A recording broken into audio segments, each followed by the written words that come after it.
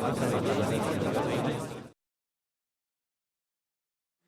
of the things that someone told me once was, which I thought was so interesting, is when Jesus leaves Galilee and Judea, if you think about this, not everybody's healed, right? So Jesus leaves and he hasn't healed everybody. He deals with the person in front of him. And so that's an invitation for a couple things. One, it's a reminder that we can't do everything. Even Jesus doesn't do everything. He doesn't heal every single person in Galilee and Judea. Second is to deal with the person in front of us. And third, it's a reminder that he's not looking for someone better to deal with. Like if he meets a Roman centurion, he doesn't say, oh, where's the head of the Praetorian Guard? I'm going to heal his servant.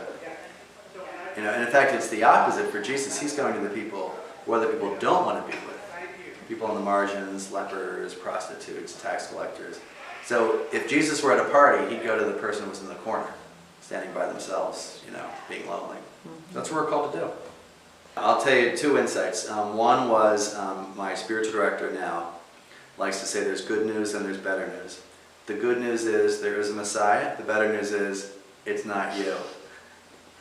And then the other great thing is when I was in East Africa, I was working with refugees and I was very stressed because I couldn't meet them all, and I was helping them start small businesses, so I'd drive to their houses in the slums, and I was kind of driving myself crazy. And I went to my spiritual director and I said, I can't do all this stuff. And he says, well, who told you you have to do all this stuff? And I said, well, this is what Jesus would do. He would meet with everybody, he would do this, he would do that.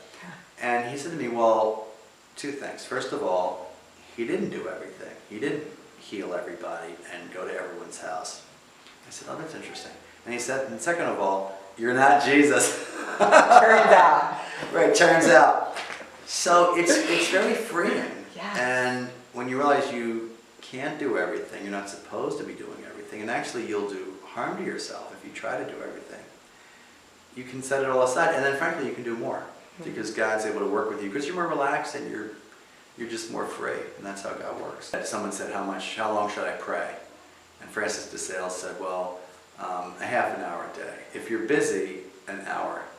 That's a gun. Yeah, and I find I need more contemplative time if I'm doing public things. Even though I'm a big extrovert, maybe you can tell, it's draining, and you know I need some just quiet time to just process things and to really sit with Jesus and to say, let's just kind of go over these things because this made me feel this way, this made me feel another way, and to just kind of unpack some of these things.